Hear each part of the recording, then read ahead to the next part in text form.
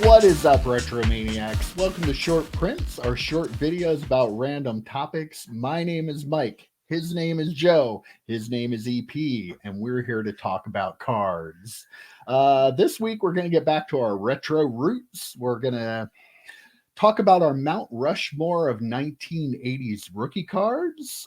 This is going to be a first in a series. We're going to do a couple more of these. So, Joe, get us kicked off. Who is your first 1980s rookie card on your Mount Rushmore?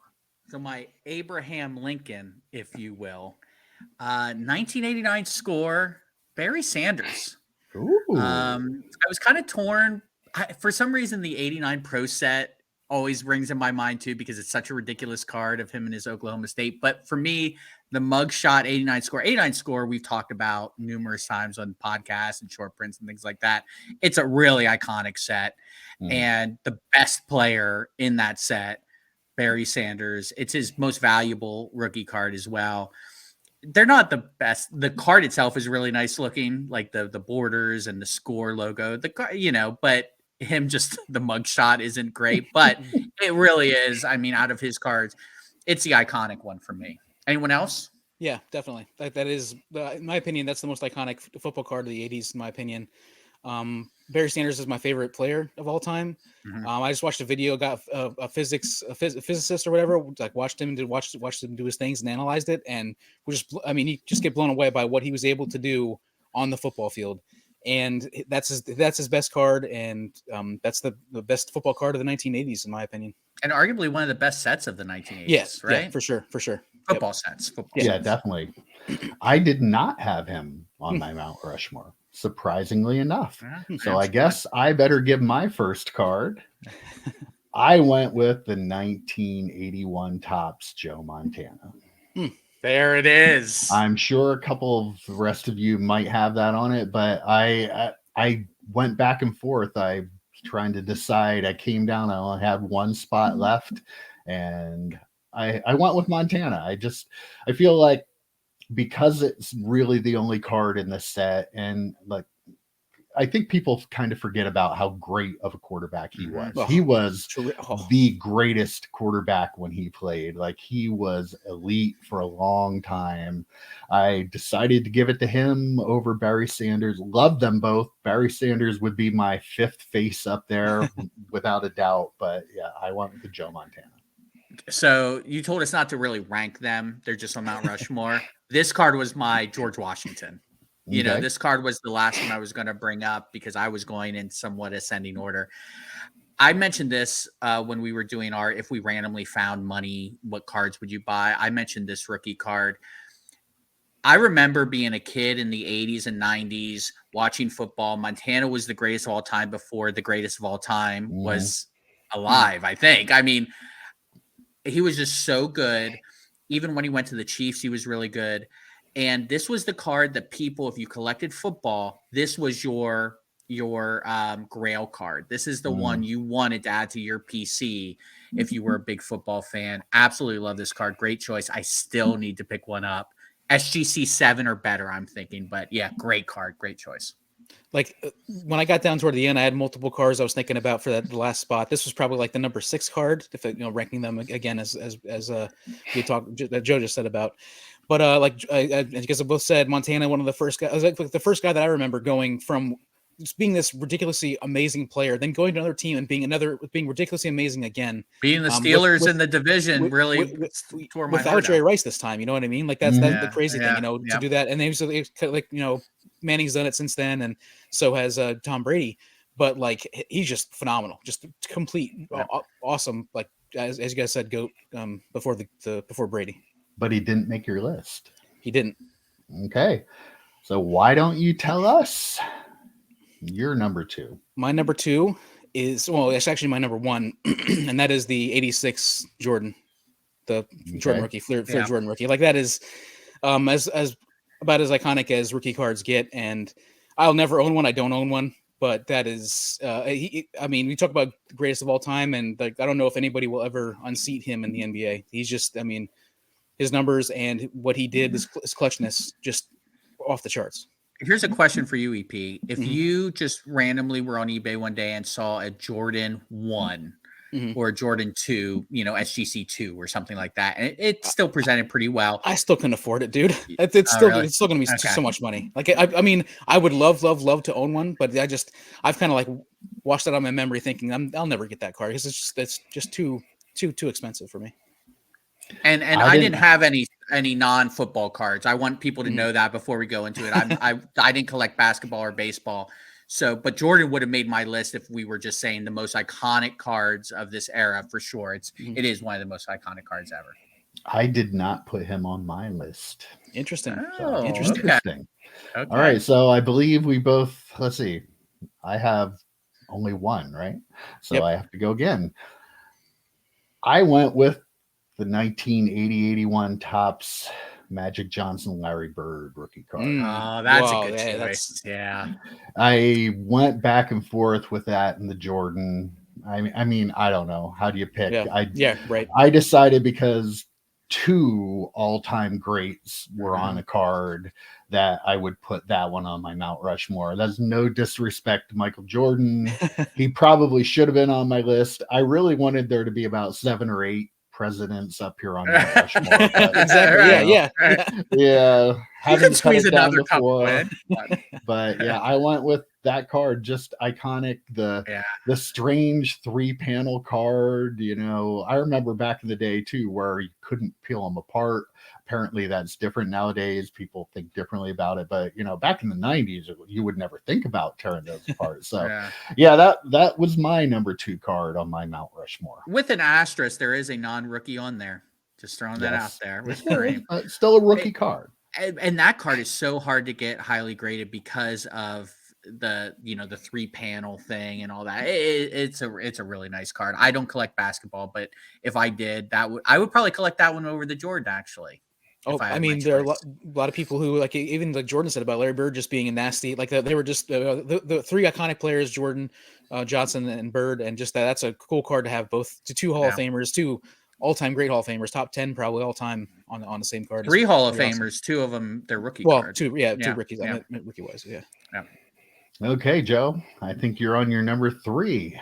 So I pulled an EP and I broke the rules a little bit. Yes, he always does it. He gets away with it. I'm going to do it this time. I couldn't choose. So quick story time. When I won one of our fantasy football championships, or maybe I came in second or whatever, and I had money, we used to do it in store credit, if you remember, Mike. Mm-hmm. And I bought a box, or I bought a complete set from you. Do you remember? I do. 1984 Topps football. I used store credit to buy it. One of the greatest football sets of all time. The amount of Hall of Famers in there is crazy. Remember, that's the 83 draft class. They always pushed them back a year until about 1989. Dan Marino and John Elway. I couldn't choose, and I refused to try. Breaking the rules. I have to. EP gets away with it all the time. I had to.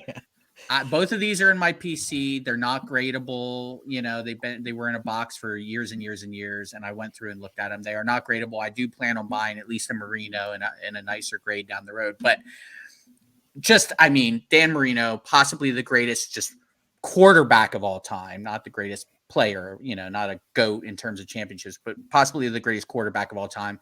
And an Elway, who was probably in that same group with Marino until he won those 2 Super Bowls, and it ascended him a little bit beyond in terms of just greatest players. But yeah, just 2 iconic rookies in one set of 2 of the greatest quarterbacks of all time is just absolutely crazy. So I couldn't choose, and I refused. If I had to choose, Marino obviously would be my choice. But I think some people might disagree with me because of Elway winning the Super Bowls. So we'll put Dan Marino up there for you. Yeah. Okay. Sure. I was going to guess Marino would be your pick for. Yeah, he would be on your Mount Rushmore for sure. But I couldn't leave Elway's name out of the conversation. So. I did not have either on my list. I did not either. Okay. Wow. Well, then EP. So the floor of yours. This is my 3rd one, but it is my number 2 on my personal list, and that is the 1989 Upper Deck Ken Griffey Jr. rookie card. I have 2 of these. You have one of those? I have 2 of them. Wow. I have a story about them. How are they not in slabs? Is my question. Well, they're both probably 8s, so they're not 9s or 10s probably. There's a weird corner thing on the one, and the other one's not centered very well. But anyhow, so I worked nights, late nights, and There was one night I came home from work. This is back many, many years, probably early 2000s, and QVC was on. And it's 3 or 4 in the morning, and they're selling boxes of 1989 Upper Deck. And I'm like, I should totally buy those. Get on the line. I got in the line. I bought 2 boxes. I got 2 Griffies, and that's how I got my Griffies. That is an awesome story. That's an awesome story. Yeah. Wow. So very cool. Yeah. Wow. He's my favorite baseball player, so I mean, I gotta have it. Yeah. Did anybody else have him on their list? I do. That card is maybe the most iconic card of that era. I mean, the Jordan card is very iconic, but I think the 89 Griffey Upper Deck rookie is the most iconic card. Probably, I don't know, probably since the 52 Mantle. Like it just encapsulates everything about that time period. You know, when collecting really started to change, Upper Deck was the first to come out with a more premium line. Just so much history behind that card that I think non-collectors probably know more about that card than pretty much all the other cards. So yes, just an incredible card. I wish I had one. Like, you know, the problem with being a dealer and having a card shop is I smell you don't trade. have one. Yeah, You don't have one. I do not have That's one. crazy. So you There's have like a 2. billion- I don't there are have like a any. billion I'm of just saying. I know there are. I wasn't one of the dealers that they sold them to back in the day. The reprinted ones, yeah. Yeah. Unfortunately, I had to sell them, so I didn't. Yeah. He wasn't on my list because, again, I just did football. But if I'm thinking iconic cards, yeah, that's up there for sure. Okay, so we all have 3. Is that correct? Mm-hmm. Well, Joe, I guess you get. Who wants to go? Let's let EP give us his. No, I can't. No, I got a 4A and 4B. Okay, never mind. Hopefully we'll go Joe. The other one. All right, so this one is not going to be on anyone's list. It's absolutely not. If it is, I'd be shocked. 1985, one of the best throwers of the football of all time, had his rookie after being in the pros for about 10 years at this point. It was a homer pick right here. Yeah, it is. Super homer pick. 1980. But hey, you told us we can make any list we want, Mike. You're Mount Rushmore. 1985, Warren Moon rookie card. The 85 set's iconic. I love the 85 set, the black border. It really, I mean, and it's a tough grade because of all the chipping and the white that you can see on the borders. They parodied that set a couple of times in future sets, kind of as an insert. I have a Devontae Adams rookie card in that style, which is really awesome. Warren Moon, one of the greatest of all time. He did it in Canada, won some championships, came here, was just awesome. If he didn't play for the Oilers and played for the Steelers, or if he played for anyone at that point other than the Oilers, I think he would have won some Super Bowls. And then he went to the Seahawks, where I had him on my fantasy team. That's why I love Warren Moon. Just a great player that does not get the love. A lot of racism back in the day to have black quarterbacks. So he got passed over quite a bit. Hall of Famer now. He's on display. I have a PSA 9 that I bought before the boom. Like, I bought this in 2015, 2014, I think, when I won a championship in fantasy football. I bought a PSA 9 Warren Moon, and it's on display in my fireplace. Just such a great card. Love it. There you go. All right, EP. It's unfortunate that you didn't take my last one. My honorable mention is the 1982 Lawrence Taylor rookie card. I'm a Giants, massive Giants fan. LT is my favorite Giant of all time, but that's not my number 4. My number 4 is the Jerry Rice rookie, 1986 Jerry Rice. Of all the rookie, other than the Barry Sanders rookie, when I think of football rookie cards, that one just pops into my head. It's very striking, the green and white and everything, and like that's one of the first rookie cards that I knew about, like growing up. The Jerry Rice rookie card. So obviously, we talked about Joe Montana. A lot of his success in San Francisco was with Jerry Rice, and he was just an amazing player. Still, probably the best wide receiver to ever play the game, and it's not terribly close, I don't think. Yeah.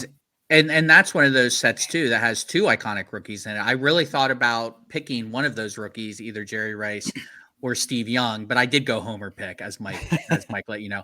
But both of those cards, I actually really love the Steve Young from that set too, in his Buccaneers uniform. But yeah, that's a really, really good call. All right, my last one. I know what it is. Everyone knows what it is. Yeah, Everybody does, absolutely. yeah. Well, you probably do. It is the 1985-86 O-Pee-Chee Mario Lemieux rookie card. How can you have a Mount Rushmore without having one of the top two players that played in a sport on it? Like, if it weren't for Wayne Gretzky and how great he was, people do talk about how great Mario Lemieux was, but like he would have been even more special.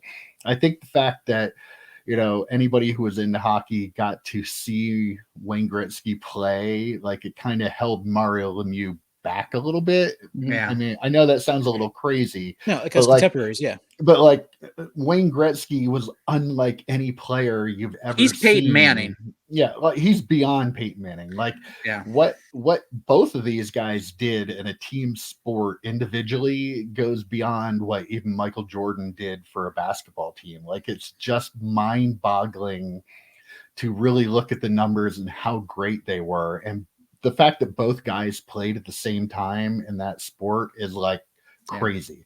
And like you just don't see like all-time players like that just falling off of trees. They're just an incredible time, and I think that card is an iconic card.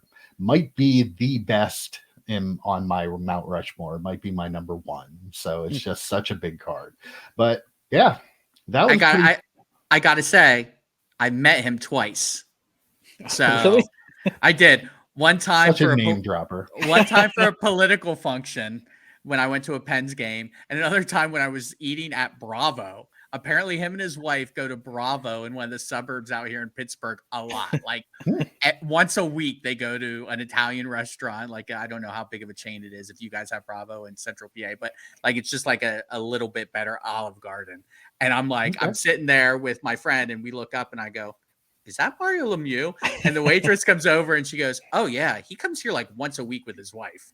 He's a big guy. He's kind of hard to miss. He is hard to miss, and he was sitting on a bar stool, so he looked like 8 feet tall. Fantastic. Yeah, well, at least they don't eat at Sparrow, so that would have been a little different story. So. All right, guys, that was a lot of fun. Next week we'll be back to talk about 90s. Our Mount Rushmore from the 90s. Yeah. Going to be a great episode. Anybody watching, let us know your Mount Rushmore in the comments below. Love to see it. And we'll be back next week. Take care, guys. See you, boys. See you later.